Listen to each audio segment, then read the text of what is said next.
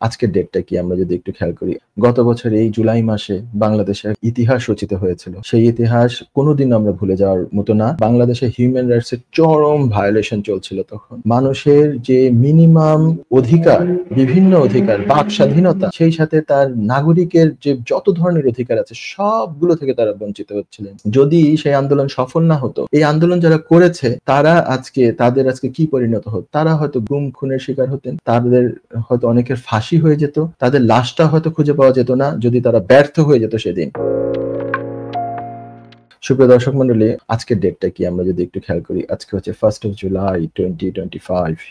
জুলাই মাস শুরু হয়েছে। সুপ্রিয় দর্শক, আমাদের জাতীয় জীবনে আমরা যারা বাংলাদেশ থেকে এসেছি, আমরা যারা এখনো আমাদের রুট এখনো বাংলাদেশে, বাংলাদেশকে নিয়ে আমরা যারা ভাবি একটু হলেও, বাংলাদেশে আমাদের আত্মীয় স্বজনরা আছে, আমাদের টাইজ আছে, আমাদের হয়তো প্রপার্টি আছে, আমাদের হয়তো আপনজনরা সব আছেন এবং দেশের জন্য এই দূর পরবাসে থেকে মনটা কাঁদে। যত বছর যাবতীয় আমরা বাইরে থাকি না কেন, কেউ 30 বছর, 40 বছর, 20 বছর, কেউ হয়তো নতুন এসছেন, প্রত্যেকেরই আমি জানি কম বেশি মনটা পড়ে আছে। আমাদের পরবর্তী জেনারেশন কি হবে সেটা আমরা জানি না, কিন্তু আমরা যারা দেশে কিছুটা বড় হয়ে তারপরে দেশে এসেছি, আমাদের হৃদয়, আমাদের মন, আমাদের সমস্ত কিছু দেশের প্রতি আমাদের টান থাকে এবং দেশের আমরা ভালো চাই।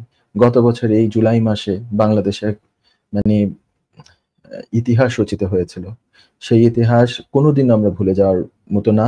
সেই ইতিহাস ভোলার নয়। কারণ হচ্ছে একটা পর্যায়ে আজ থেকে এই ১ জুলাই তো জিনিসটা শুরু হচ্ছিল। এই যেই আন্দোলন ১ম এ ছিল কোটা বিরোধী আন্দোলন।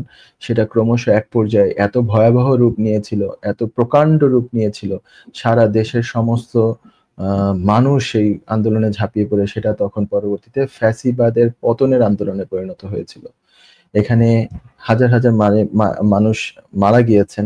মানে মায়েদের বুক খালি হয়েছে।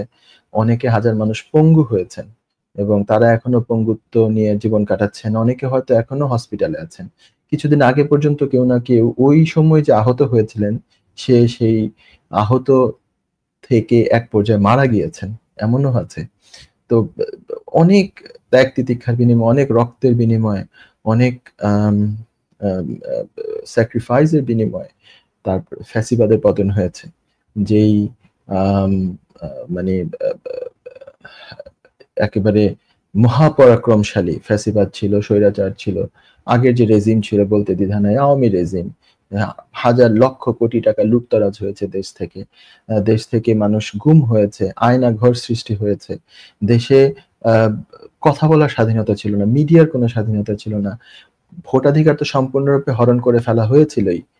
প্রত্যেকটা উন্নয়ন কর্মকাণ্ড দেখিয়ে শত কোটি, কোটি টাকা লুটতরাজ করা হয়েছে। দেশ থেকে বিদেশে টাকা পাচার করা হয়েছে। একজন মন্ত্রীরই শুধুমাত্র এই দেশে ইউকেতে ৩০০ র উপরে বাড়ি পাওয়া গিয়েছে। তারপরে বিভিন্ন দেশে তো আছেই। হেন মানে কর্মকাণ্ড নাই যেটা নেগেটিভ, যেটা দেশের ক্ষতিকর, সেটা হয় নাই। দেশকে একরকম বিক্রি করে দেওয়া হয়েছিল। সেখান থেকে ছাত্ররা মূলত শুরু করেন আন্দোলন এবং ছাত্রদের নেতৃত্বে এই আন্দোলন হয়।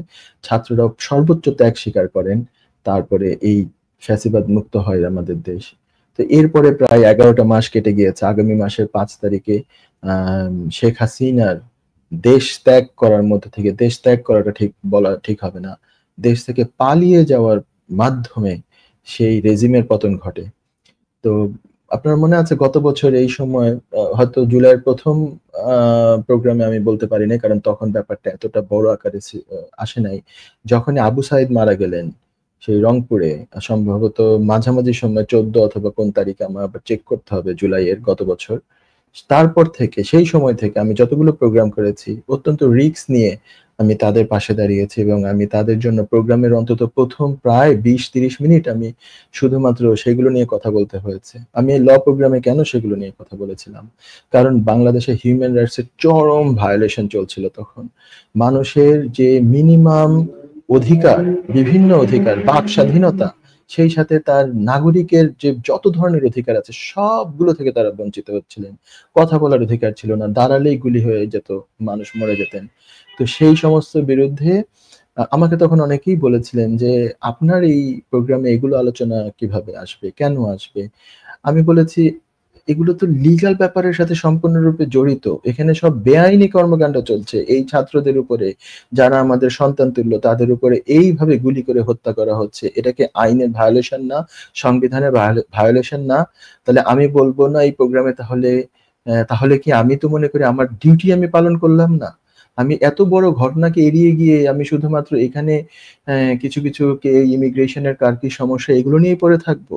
আমার এখানে হাজার হাজার সন্তানরা মারা যাবে আর আমি কোনো কথা বলবো না? এটা তো হতে পারে না। তাই আমি তখন মানে অনেকটা রিস্ক নিয়ে বলেছিলাম, যদি সেই আন্দোলন সফল না হতো, এই আন্দোলন যারা করেছে তাদের আজকে কি পরিণতি হতো?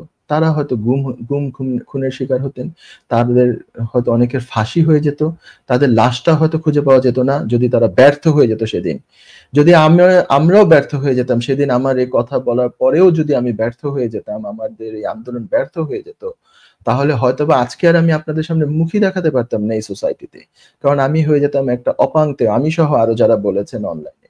আমি তো খুব ক্ষুদ্র আকারে বলেছি, আমি হয়তো আমার এইটুকু গণ্ডির মধ্যে বলেছি, কিন্তু যারা আরো বড় আকারে বলেছে, কত বড় রিস্ক নিয়ে বলা হয়েছে, কেরিয়ারকে রিস্কে ফেলে দেওয়া হয়েছে।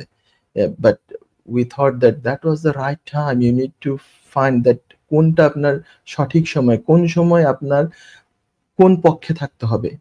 সবসময় তো ন্যায়ের পক্ষে থাকতেই হবে, কিন্তু রাইট টাইমে আপনি অন্তত পক্ষে থেকেছেন কিনা সেটা হচ্ছে যে দেখতেই হবে অবশ্যই। তো এই 10-11 মাস যাওয়ার পরে আমি একজন লয়ার হিসাবে যখন 5ই অগস্ট হয়েছিল তারপরে বলেছিলাম যে একজন লয়ার হিসাবে আমি শুধু চাই যে দেশে রুল অফ ল প্রতিষ্ঠিত হবে, সর্বক্ষেত্রে আইনের শাসন প্রতিষ্ঠিত হবে, কোথাও কোনো দুর্নীতি চলবে না, কোথাও কোনো স্বজনপ্রীতি চলবে না, কোথাও কোনো লুটতরাজ চলবে না, চাঁদাবাজি চলবে না, কোথাও কোনো গরিবের হক মেরে দেওয়া চলবে না, কোথাও অবৈধভাবে ক্ষমতা দখল করা চলবে না, কোনো একটা অবৈধ কাজ যাতে মিনিমাম মানে যতটুকু কমিয়ে আনা যায় সেটা যাতে করা যায়। সেটাই হচ্ছে রুল অফ ল, মানে আইনের শাসন প্রতিষ্ঠা করা। একজন আইনের ছাত্র বা আইনজীবী হিসাবে এটাই হচ্ছে আমার সবসময় চাওয়া, যে সব জায়গায় আইনের শাসন প্রতিষ্ঠিত হবে দেশটার মধ্যে। সঠিকভাবে ভোটাধিকার প্রয়োগ করার অধিকার, যে এটাও তো আইনের একটা অংশ। সে আইনের মধ্যেই তাকে বলা আছে যে তাকে একজন নাগরিক হিসাবে তার মিনিমাম সবচেয়ে ফার্স্ট যে তার রাইট, তার প্রতিনিধি সিলেক্ট করা সঠিকভাবে, এবং কোন রকমের চাপের বশবর্তী না হয়ে, টাকা অর্থ অর্থ চাপ কিংবা কোন রকমের মানে একেবারে সে তার নিজের মন মতো যাকে ইচ্ছা তাকে ভোট দিতে পারবে, সেই অধিকারটা তার যে থাকবে সেটা। তো তারপরে আমি আরেকটা কথা বলেছিলাম যে আমাদের জাতীয় ঐক্য কিছুটা আমরা হয়তোবা এই ক্ষেত্রে আমরা দেখতে পাচ্ছি, এই দুটো ক্ষেত্রে আমরা দেখতে পাচ্ছি যে আমরা যা চেয়েছি সেটা এখনো অনেকাংশেও মানে অ্যাচিভ হয় নাই। জাতীয় ঐক্য এরপরে দেখা যাচ্ছে যে বিভিন্নভাবে জাতীয় ঐক্য বিনষ্ট হয়ে গিয়েছে। এখনো উদাত্ত আহ্বান জানাবো, এখনো বলবো যে আমাদের চেষ্টা চালিয়ে যেতে হবে। It's a very tough job. এটা এই জেনারেশন হয়তো শুরু করেছে, কোন জেনারেশনে গিয়ে যে আমরা সেই পর্যায়ে পৌঁছাবো সেটা আমরা এখন বলতে পারি না, কিন্তু চেষ্টাটা যাতে সবসময় থাকে, মানে প্রতিদিন যাতে গতকালের চেয়ে আমরা একটুখানি আগে বাড়তে পারি, একটুখানি মানে উন্নত জাতি হিসাবে নিজেদেরকে এগিয়ে নিয়ে যেতে পারি, সেটা যাতে আমাদের চেষ্টা হয়। এবং অবশ্যই এটা কাদের জন্য? যারা এই নিজেদের জীবন উৎসর্গ করেছিল, এই পুরো নিজেদের জীবন অকাতরে বিলিয়ে দিয়েছে। কে পারে গুলির সামনে এভাবে হাত দুইটা মানে পুরো খুলে গুলি খেয়ে যেতে? এটা কি খুবই এটা কি একটা সাধারণ কথা? এটা কি সবাই পারবে? আমি পারবো, আপনাদের মধ্যে আমাদের মধ্যে কজন পারবে? তারা সেই সাহস দেখিয়েছে। তাদের সেই রক্তের বিনিময়ে যেই স্বাধীনতা, দ্বিতীয় স্বাধীনতা অর্জিত হয়েছে সেটা রক্ষার জন্য হলো জাতীয় ঐক্য, যাতে ভিন্নমত থাকবে কিন্তু কিছু নির্দিষ্ট জায়গাতে যাতে আমাদের ঐক্যমত অবশ্যই থাকে, এবং যত দ্রুত দেশ যাতে খুব সুন্দর একটা পরিবেশের মধ্যে যায়, গণতান্ত্রিক পরিবেশ অবশ্যই, সবকিছু ঠিকঠাক অবস্থায় গিয়ে গণতন্ত্রের উত্তরণ ঘটে, সঠিক সঠিক জনপ্রতিনিধিরা আসেন এবং দেশকে আরো এগিয়ে নিয়ে যাবেন, এইটাই আমরা প্রত্যাশা করব। এই যে বর্ষপূর্তি হয়ে যাচ্ছে সেটা সেই এই জুলাই মাসে। সবাইকে সময় করে আমার এই কথা শোনার জন্য অসংখ্য ধন্যবাদ। যুক্তরাজ্যের ভিজিটর ভিসা নিয়ে দুশ্চিন্তা? আপনার আত্মীয় বা বন্ধুর ইউকে ভিজিটর ভিসা রিফিউজড হয়েছে? আপনি কি জানেন হোম অফিসের এই সিদ্ধান্তের বিরুদ্ধে জুডিশিয়াল রিভিউ করা যেতে পারে?